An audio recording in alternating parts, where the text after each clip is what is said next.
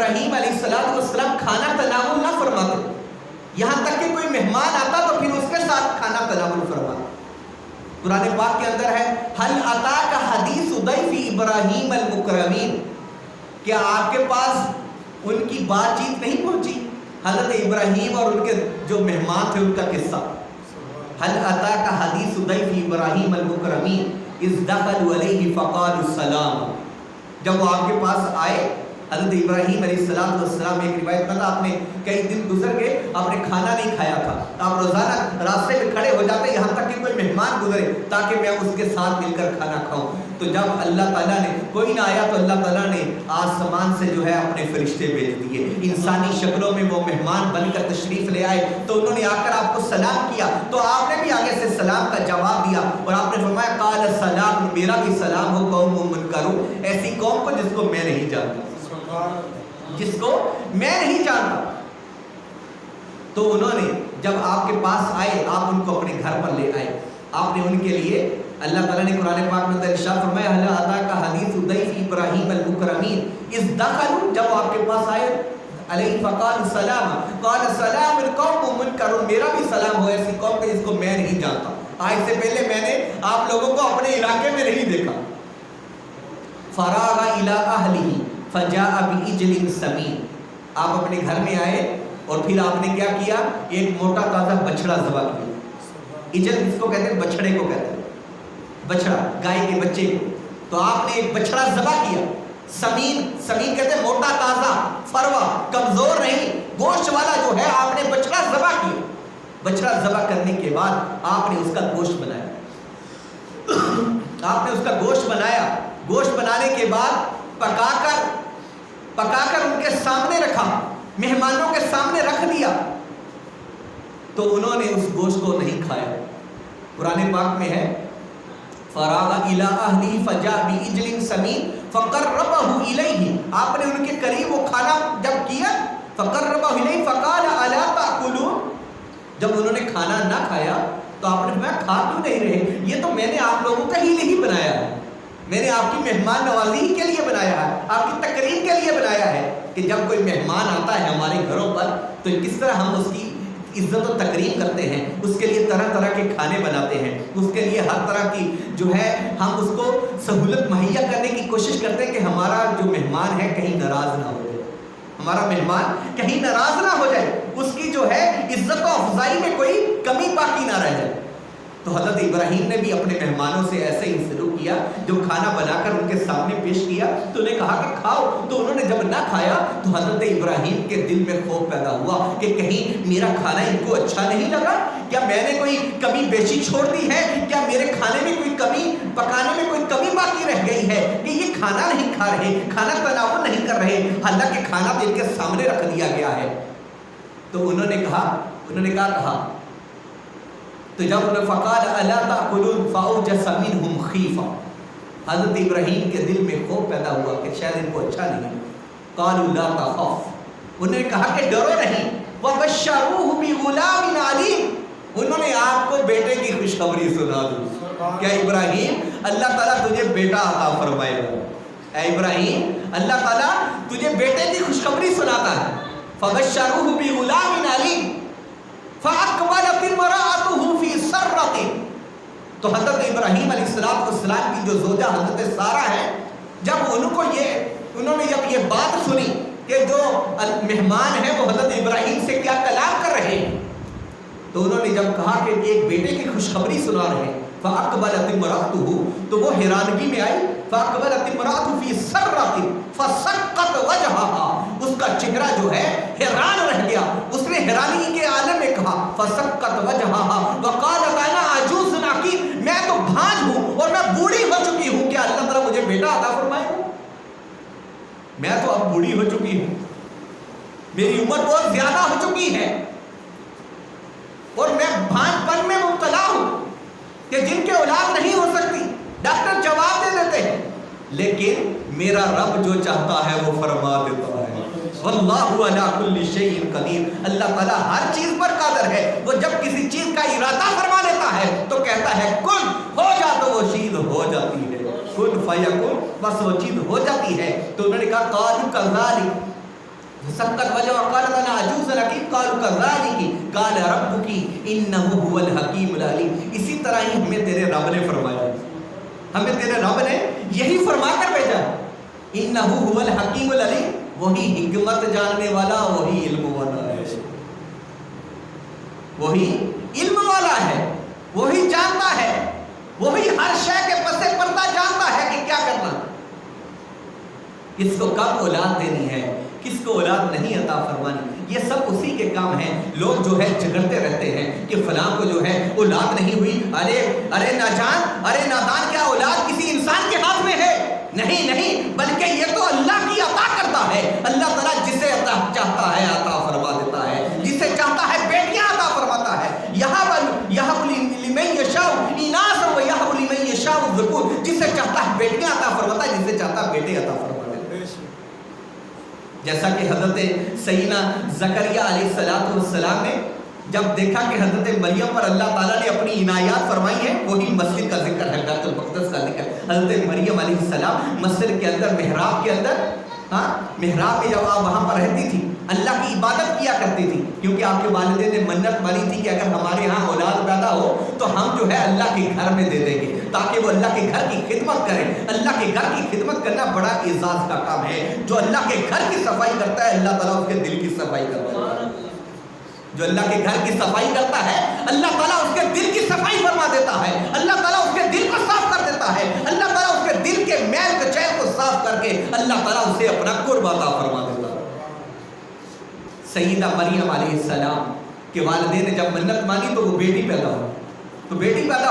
اب منت مانی تھی, منت تو ضرور پوری کرنی چاہیے, لیکن ایسی منتیں نہیں جیسا کہ آج کل ہماری جاہل عوام منتیں مانتے. کوئی کہتے ہیں جی ہم بال رکھ لیں گے, کوئی پتہ نہیں کیا کیا منتیں مانتے پھرتے ہیں, مزاروں پر جا کر ناچتے ہیں, دھمال ڈالتے ہیں. یہ کون سی منتیں ہیں؟ یہ جاہلانہ رسومات ہیں. ہمارے پیارے آقا کریم قرآن پاک میں منت کا ذکر ہے, لیکن منت کیسی ہونی چاہیے؟ ہاں, آپ منت مانیں کہ میں منت مانتا ہوں کہ اللہ تعالیٰ اگر میرے مریض کو شفا دے دے تو میں جو ہے اگلے رمضان میں آخری عشرے کا اعتکاف کروں, یہ منت. ہاں, اللہ تعالیٰ میرا یہ فلاں کام ہو جائے تو میں اللہ کے گھر میں جو ہے اتنے نفل ادا کروں. ہاں, یہ منت ہے. شرعی منت جو ہے وہ جائز ہے, لیکن ایسی منت جو شریعت سے ٹکرائے اس کا بجا لانا ناجائز ہے. تو عزیز دوستو, ان کے والدین نے جب منت مانی تو جب منت کو تو پھر پورا کرنا تھا تو انہوں نے حضرت مریم کو مسجد میں دیا. تو حضرت زکریا علیہ السلام حضرت مریم کے رشتہ دار تھے. انہوں نے آپ کی کفالت کا ذمہ اپنے پاس لے لیا کہ وہ اپنی زیر نگرانی اس کی تربیت کریں گے. تو حضرت مریم کیا کرتی, آپ جو ہے فلسطین بیت المقدس میں جو ہے اللہ کے گھر کی جو ہے دیکھ بھال کیا کرتی تھی. اللہ کے گھر کی دیکھ بھال کرتی, صفائی کرتی. تو حضرت زکریا علیہ السلام کو بھی اللہ تعالیٰ نے اولاد عطا نہیں فرمائی. ان کی عمر اتنی زیادہ ہو گئی, تو قرآن پاک میں فلما دخل زکریا المحراب وجد عندها رزقا, جب زکریا علیہ السلام محراب میں داخل ہوئے تو آپ نے دیکھا کہ مریم کے پاس رنگ برنگے پھل پڑے ہوئے ہیں. اور مفسرین کرام لکھتے ہیں, روایات میں آتا ہے کہ وہ پھل غیر موسمی تھے, یعنی گرمی کے موسم میں سردی کے پھل موجود تھے, اور سردی کے موسم میں گرمی کے پھل حضرت مریم کے پاس آتے تھے. تو حضرت زکریا نے فرمایا, یا مریم انا لکی ھذا, اے مریم یہ تیرے پاس کہاں سے آئے ہیں؟ اے مریم یہ پھل کہاں سے آ گئے ہیں؟ کوئی بازار قریب نہیں ہے, کہاں سے تیرے پاس یہ غیر موسمی پھل آ گئے؟ ان کا تو موسم ہی نہیں ہے. تو قربان جائے حضرت مریم پر انہوں نے کیا جواب دیا, قالت هو من عند اللہ, وہ تو اللہ کی جانب سے آئے ہیں, اللہ تعالیٰ میرے پاس بھیجتا ہے. اللہ تعالیٰ حضرت مریم کے بعد جنت سے پھل عطا فرماتا ہے. تو جب ان کے پاس پھل آئے تو حضرت زکریا سمجھے کہ اللہ تعالیٰ کی عنایات اپنی اس بندی حضرت مریم پر ہے کہ اللہ تعالیٰ نے اس کو اس شان سے نوازا ہے کہ اس کے پاس جنت سے پھل بھیج دیے ہیں. تو ان کے پاس جب اولاد نہیں تھی تو انہوں نے جب حضرت مریم سے یہ مکالمہ کیا قالت هو من عند اللہ ان اللہ یرزق من یشاء بغیر حساب، اللہ تعالیٰ جسے عطا فرماتا ہے بے حساب عطا فرماتا ہے. ہنالک دعا زکریا ربہ، وہاں پر حضرت زکریا نے دعا کی. قرآن پاک میں ہے ہنالک دعا زکریا ربہ قال ربی ھب لی من لدنک ذریۃ طیبہ. وہاں پر حضرت زکریا نے کیا دعا کی؟ ہنالک دعا زکریا ربہ قال ربی ھب لی، اللہ مجھے بھی عنایت فرما. ھب لی ہبہ کہتے ہیں، ہبہ کہتے ہیں تحفے کو، کہ اللہ مجھے بھی ایک تحفہ عطا فرما. ذریۃ طیبہ، مجھے پاک اولاد عطا فرما. انک سمیع الدعاء، کہ تو دعاؤں کو قبول فرمانے والا، تو سننے والا ہے، ہماری دعاؤں کو سننے والا ہے. تو پتہ چلا جہاں پر اللہ کی عنایات ہوں وہاں پر اگر دعا کی جائے تو اللہ تعالیٰ قبول فرما لیتا ہے. اللہ تعالیٰ قبول فرما لیتا ہے. تو مزارات پر جا کر جہاں پر انبیاء اور اللہ کے اولیاء صالحین پر اللہ تعالیٰ کی تجلیات نازل ہو رہی ہوں، جنہوں نے اللہ کے ذکر کو بلند کیا اللہ نے ان کے ذکر کو بلند کر دیا، تو وہاں پر جو دعا کی جائے، ہم جا کر مزار والے سے تو نہیں کہتے کہ اے اللہ اے فلان، اے اللہ کے بزرگ میری دعا قبول کر لے. نہیں، ہم کہتے ہیں اے اللہ یہ تیرا جو بندہ ہے یہ تیرا بڑا ہی عاجز بندہ تھا، اس پر تیری خصوصی عنایات بھی ہیں، اے اللہ اس کے وسیلے سے مجھے بھی عطا فرما دے، اے اللہ اس کے وسیلے سے مجھے عطا فرما.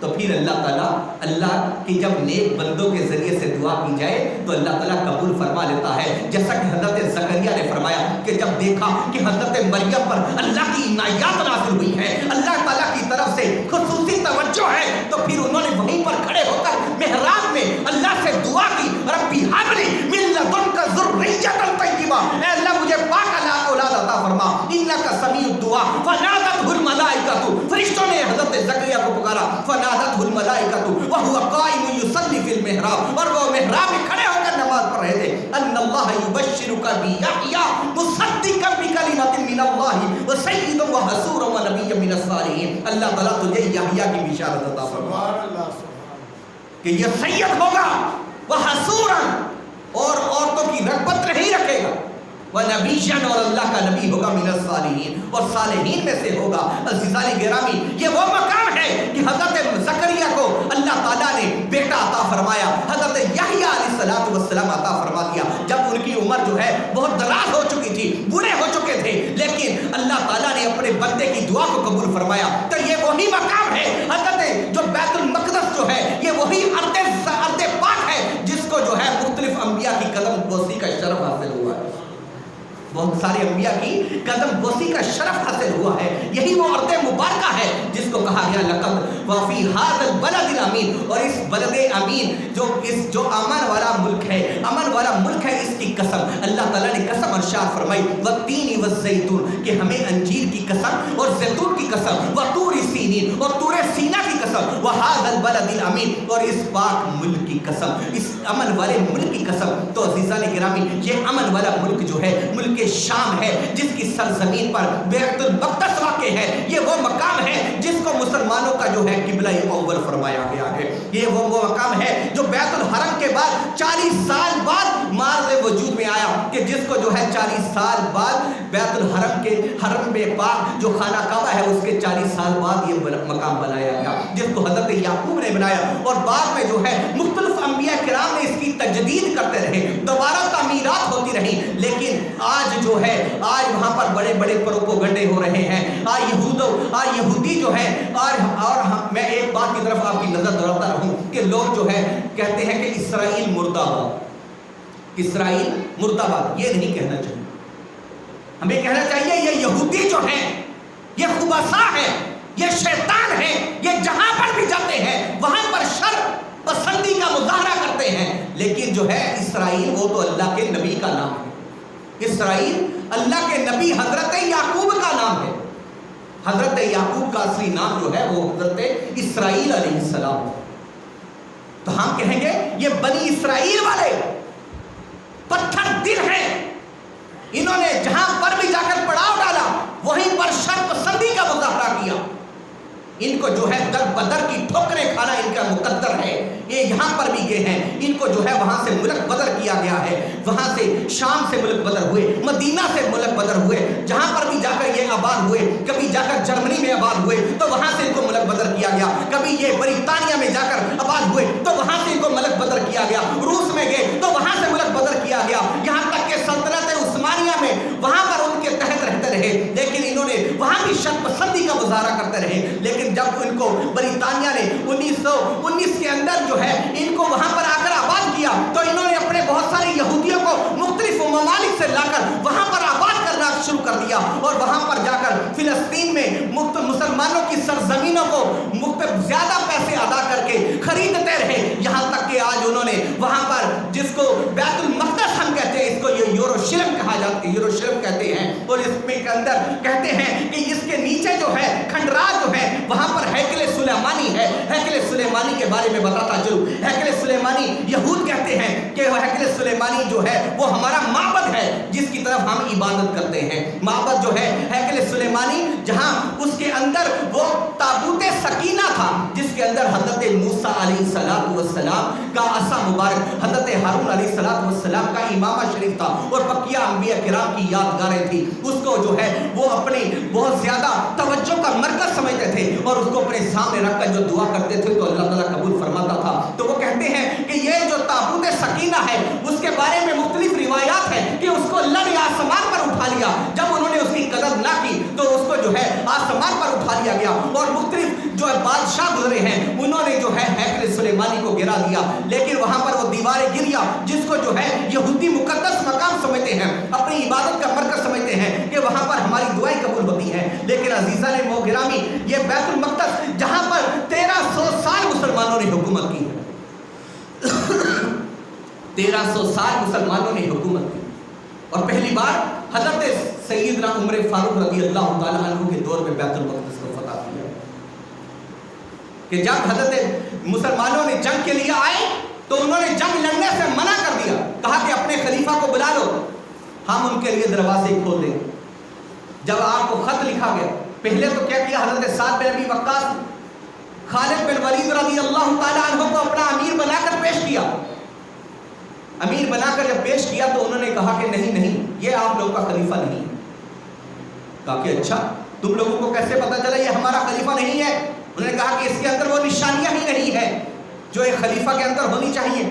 تو تب حضرت سعد بن ابی وقاص نے جو ہے خط لکھا حضرت عمر فاروق رضی اللہ تعالیٰ عنہ کو، حضرت عمر فاروق رضی اللہ تعالیٰ عنہ کو جب خط مدینہ پہنچا تو آپ جو ہے اپنی سواری کا سامان باندھا، اپنے غلام کو ساتھ لیا اور اس سے طے کیا کہ اتنا سفر جو ہے اتنی مسافت میں بیٹھوں گا اور اتنی مسافت تم بیٹھو گے اور میں لگام پکڑ کر چلوں گا، پھر آپ مدینہ سے چل پڑے، کبھی آپ بیٹھتے تو کبھی وہ اوپر بیٹھتا اور آپ لگام پکڑ کر چلتے۔ وقت کا جو امیر المومنین ہے 22 لاکھ مربع میل پر حضرت سیدنا عمر فاروق حکومت فرما رہے ہیں، حضرت عمر فاروق یہ وقت کا امیر المومنین حضرت عمر فاروق جب شام کا علاقہ آیا تو وہاں پر ایک جگہ پر کیچڑ تھا، تو حضرت عمر فاروق رضی اللہ تعالیٰ عنہ کی باری اب نیچے اترنے کی تھی اور غلام کے بیٹھنے کی باری تھی، تو آپ نے غلام کو جب اوپر بٹھایا تو غلام نے کہا کہ حضور اب تو شام کا علاقہ آ گیا ہے، فلسطین قریب آ گیا ہے، بیت المقدس قریب آ گئی ہے، حضور اب آپ تو امیر المومنین ہیں، آپ ہی اوپر بیٹھے رہے، تو میں نیچے اتر آتا ہوں، میں لگام کو پکڑ لیتا ہوں، لیکن قربان جائیں یہ مسلمانوں کا امیر حضرت سیدنا عمر فاروق رضی اللہ تعالیٰ عنہ، آپ نے فرمایا نہیں اب تمہاری باری ہے، تم اوپر بیٹھو گے، میں لگام پکڑ کر چلوں گا۔ حضرت عمر فاروق کے ہاتھ میں لگام ہے، وقت کا یہ امیر المومنین، اس کے کپڑوں پر جو ہے پیوند لگے ہوئے ہیں اور آپ جو ہے اس جانور کی لگام پکڑ کر چل رہے ہیں، وہ کیچڑ آیا تو آپ نے جو ہے اپنے کپڑوں کو سمیٹ کر اونچا کر لیا، اپنے گھٹنوں تک کر لیا اور لگام پکڑ کر چل رہے ہیں۔ جب انہوں نے دیکھا انہوں نے کہا ھذا خلیفۃ المسلمین، اور انہوں نے دروازوں کو کھول دیا۔ शहर के दरवाज़ों को खोल दिया और हज़रत उमर फारूक रज़ी अल्लाह ताला अन्हो आप वहाँ पर तशरीफ़ ले गए और आपने जाकर वहाँ पर नमाज अदा फरमाई और आपने एक मस्जिद की बुनियाद रखी और दूसरी मरतबा बैतुल मक़दस को तब फतह किया गया। हज़रत सुल्तान सलाहुद्दीन अय्यूबी रज़ी अल्लाह ताला अन्हो ने इसको दूसरी बार फतह किया। यहाँ तक के सलाहुद्दीन अय्यूबी ने जब इसको फतह किया उसके लिए आपको 14 जंगें लड़ना पड़ी। कितनी जंगें लड़ी? 14 जंगें लड़ी। लेकिन आज लोग कहते हैं कि इस्लाम अमल का दर्स देता है। मुसलमानों ने जिहाद किया है, जब तक मुसलमान जिहाद करते रहे हैं अल्लाह ताला ने मुसलमानों को इज्जत अता फरमाई है। जब मुसलमानों ने जिहाद से मुंह मोड़ा है तो उनका जो है जिल्लत और रुसवाई उनका मुकद्दर बनी है। हजरत सुल्तान नूरुद्दीन जंगी आपने मिंबर तैयार करवाया। आपने फरमाया कि जब बैतुल मक़दस फतह हो तो ये मिंबर उसके अंदर रखा जाए। हजरत सुल्तान सलाहुद्दीन अय्यूबी आपने 14 जंगें लड़ी। आप हर जंग में उस मिंबर को अपने साथ लेकर चलते ताकि फतह हो और ये मैं मिंबर वहां पर रखूं। यहां तक कि 14 जंगों के बाद आपको अल्लाह ताला ने फतह अता फरमाई। जब आप फतह के लिए निकले तो मुख्तलिफ मज़ाहिब के लोग, यहूदी और नसारा और मुख्तलिफ मज़ाहिब के लोग जो है आपके खिलाफ लड़ने के लिए निकल आए।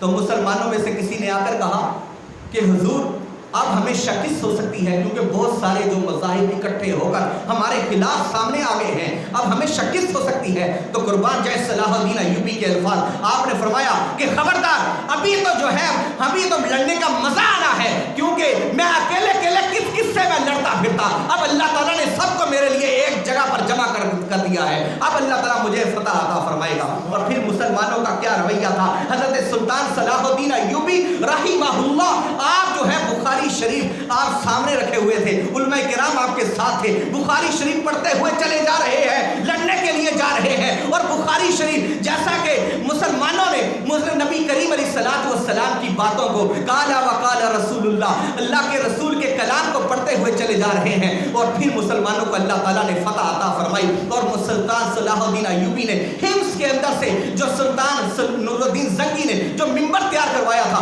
वो हिम्स में बड़ा हुआ था। आपने फरमाया कि वो मिंबर वहां से लाया जाए और वो मिंबर वहां से सजद कर वहां से लाया गया। और सुल्तान सलाहुद्दीन अय्यूबी ने बैतुल मक़दस के अंदर रखकर मुसलमानों के आलिम दीन को आपने फरमाया कि आप इसके ऊपर खुतबा इरशाद करो।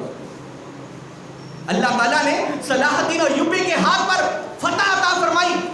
और आज फिलिस्तीनी मुसलमान हमारे भाई और बहनें आज हमारी तवज्जो चाहते हैं कि मुसलमान आए, आज मोहम्मद बिन कासिम आए, आज सलाहुद्दीन अय्यूबी आए ताकि हमारा जो खोया हुआ वकार है वो उनसे छीन कर हमें वापस दिला दे। लेकिन आज सारे मुसलमान 56 ममालिक जो हैं वो सो रहे हैं। सब कहते हैं कि हम मजम्मत कर रहे हैं, हम फिलिस्तीनियों के साथ खड़े हैं। अरे भाई कैसे खड़े हैं? इस्लाम अमल का दर्स तब देता है जब बिलाल हबशी खाना काबा की छत पर आजान दे, तो फिर अमल का दर्स है। लेकिन इस्लाम ने तो सबसे पहले जंगे बदर भी लड़ी है, ग़ज़वे उहद भी लड़ा है, ग़ज़वे हुनैन भी लड़ा है, ग़ज़वे खैबर भी लड़ा है और अल्लाह ताला ने मुसलमानों को फतह अता फरमाई। आज हम सो रहे हैं, हम देख रहे हैं कि कोई अबाबील आए और आकर जो है मुसलमानों की मदद फरमा दे और बैतुल मक़दस की हिफाजत हो जाए। नहीं, आज हमें उठना होगा, हमें अपने मुसलमान भाइयों के लिए उठना होगा, हमें आवाज़ बुलंद करनी होगी ताकि अल्लाह ताला हमारे मुसलमान भाइयों के लिए जो है आसमान से मदद तभी होगी कि जब हम मुसलमान मुत्तहिद होकर, एक आवाज़ होकर, एक साथ सफ बांध कर हम जब फिलिस्तीन के लिए खड़े होंगे तो फिर अल्लाह ताला की मदद और फतह नुसरत हमें हासिल होगी। अल्लाह ताला से दुआ है कि बैतुल मक़दस की हिफाजत फरमाए और फिलिस्तीन के मुसलमानों की गैबी मदद फरमाए। अल्लाह ताला वहाँ पर जो ज़ख्मी हैं, जो उनके हमलों में यहूद और नसारा ने रमज़ान शरीफ के अंदर से जो है हमले शुरू किए, जो उसके अंदर शहीद हो गए, अल्लाह ताला उनके दराजात को बुलंद फरमाए। और हमारे फिलिस्तीन भाई जो ज़ख्मी हैं, अल्लाह ताला उन ज़ख्मियों को जल्द अज जल्द शिफाई कुल्ली अता फरमाए। अल्लाह ताला जिनके घर जो है ख़त्म हो गए, मिस्मार हो गए, अल्लाह ताला गैर से उनकी मदद फरमाए। वमा अलैना इल्लल बलागुल मुबीन, जिन्हें सुन्नतें पढ़नी सुन्नतें